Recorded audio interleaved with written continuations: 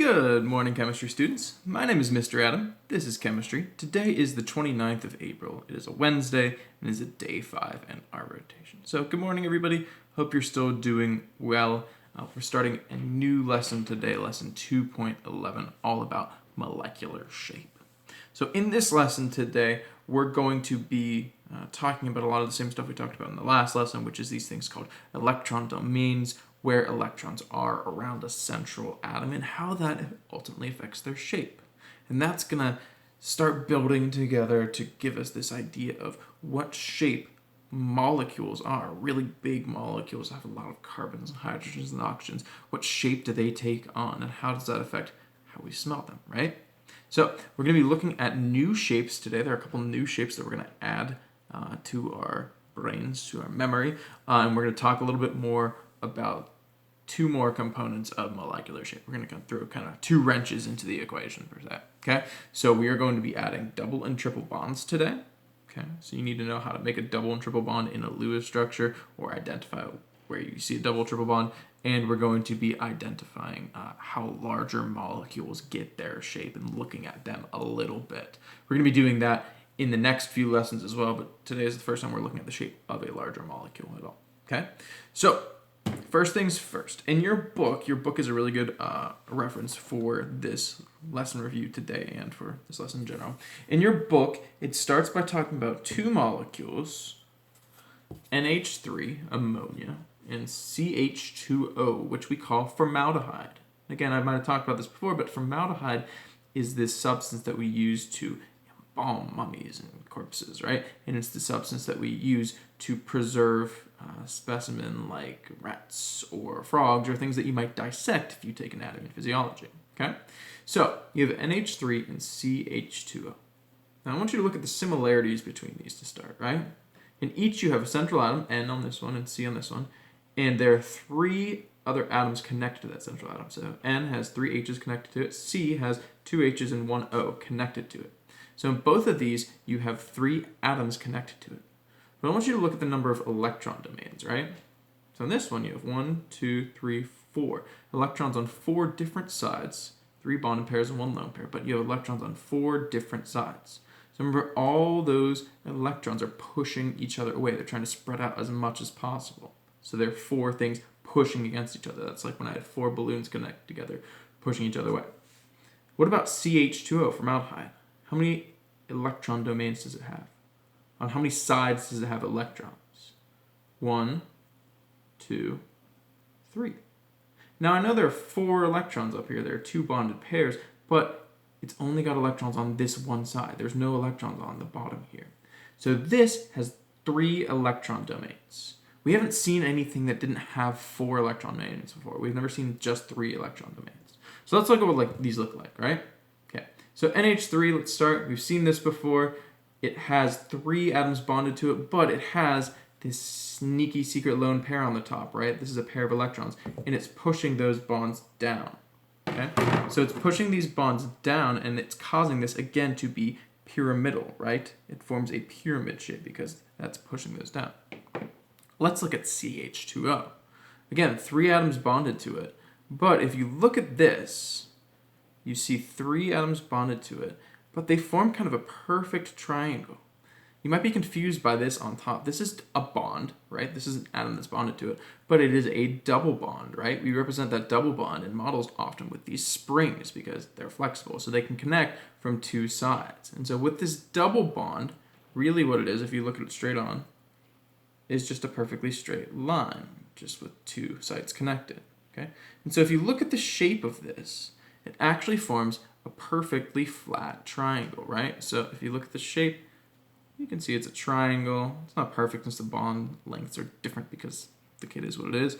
But if you look at it straight on, you'll see that it's perfectly flat, okay? So it's a perfectly flat triangle. And so if you look in your book at what shape that's called, triangle, again, we use the word trigonal for that, and flat, we use the word planar, meaning it's on a plane, okay? So it's on a flat plane, it's a triangle, and so we call this shape trigonal planar. Trigonal planar you're going to see when you have 3 electron domains, right? You have 3 electron domains and there are no lone pairs, they're all bonds, right? Okay, So that's our first example of seeing a double bond affecting our number of electron domains and affecting our overall shape.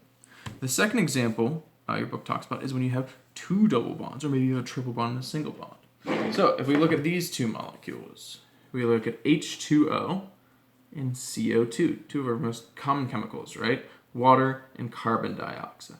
If we look at H2O, how many electron domains do we count?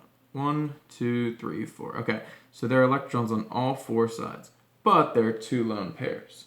So we know if we look at the shape of this, it's going to look bent because there are going to be two lone pairs up here pushing these away. I don't have the lone pairs represented on this, but they're pushing them down, so you see this kind of bent shape. And with oxygen molecules, you often see this bent shape. Okay? With CO2, on the other hand, how many electron domains do you have? On how many sides of carbon do you see electrons? Electrons down here? No. Up there? No. Just 1, 2. Just electrons on these two sides. So that would be 2 electron domains. And so when you have 2 electron domains, what you're going to see is that they form a perfectly straight line. So again, imagine that these are just a straight line connecting these, right? This double bond, these springs that are connected, are just a perfectly straight line. And so if you kind of in your mind line these atoms up to see what shape they take on, they form a straight line. From this oxygen to this carbon to this oxygen. It's just a straight line. And how do we describe a line? We call it linear, right? So you'll see a linear shape when you only have 2 electron domains, right? When you only have electrons on two sides of your central atom, that is going to form a linear shape, right? Okay. So you can kind of see these in the books. In the book pages, it gives you examples. It shows you those shapes. It shows you how you figure out the number of electron domains. Ms. Marnick's going to explain that really well to you. But the last thing that the book talks about, and we're going to kind of transition to this, especially in the next lesson, lesson 2.12, the last thing the book talks about is larger molecules. How does all this linear and bent and tetrahedral and trigonal planar stuff actually matter in the grand scheme of molecules and in the grand scheme, again, of smell? Okay? How does that all matter? Well, if you build a giant molecule using all the atoms, using all the Lewis structures that we've been using the Honk 1, 2, 3, 4 rule, and all that good stuff. If you build a large molecule, you get something like this. And this is actually the molecule that's represented on page 199 in your textbooks, right? So you get something like this. And you can see that it's not those structural formulas that we've been looking at. It's not just they're all 90-degree angles and perfectly square and connected together very neatly. But rather, real molecules have distinct shapes, and those shapes come from each individual atom having a certain number of electron domains and taking on a specific shape, right? So let's actually take this molecule apart a little bit, right? So if we look at this carbon on the end, right? I'm going to pluck that carbon off there, unless I've put the bonds in so tight that I can't. All right, I'm going to pluck. Oh my gosh, its hydrogens are falling off. Welcome to fun with technology. There you go. All right, so if I take this carbon off here, and hopefully this hydrogen doesn't fall off again, you can see that this carbon has 4 electron domains, right? And so when you see that, it actually forms this tetrahedral shape, because remember, this is connected to another carbon. So it would be something like this, right? So this carbon here has a tetrahedral shape, where all 4 electron domains around it are trying to get as far away from each other as possible, okay? If you look at this oxygen over here by itself, right? I'm not going to pluck it off this time.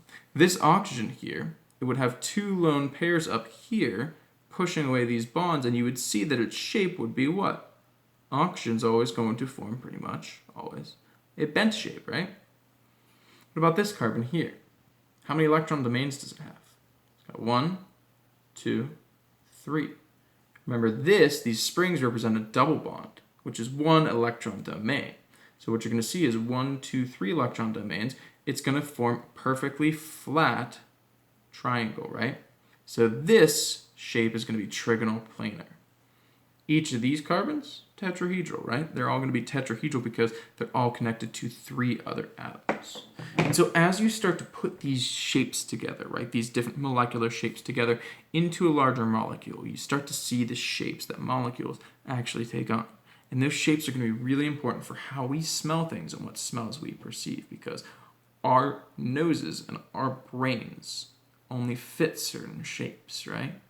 You can't fit a square peg into a round hole, people always say.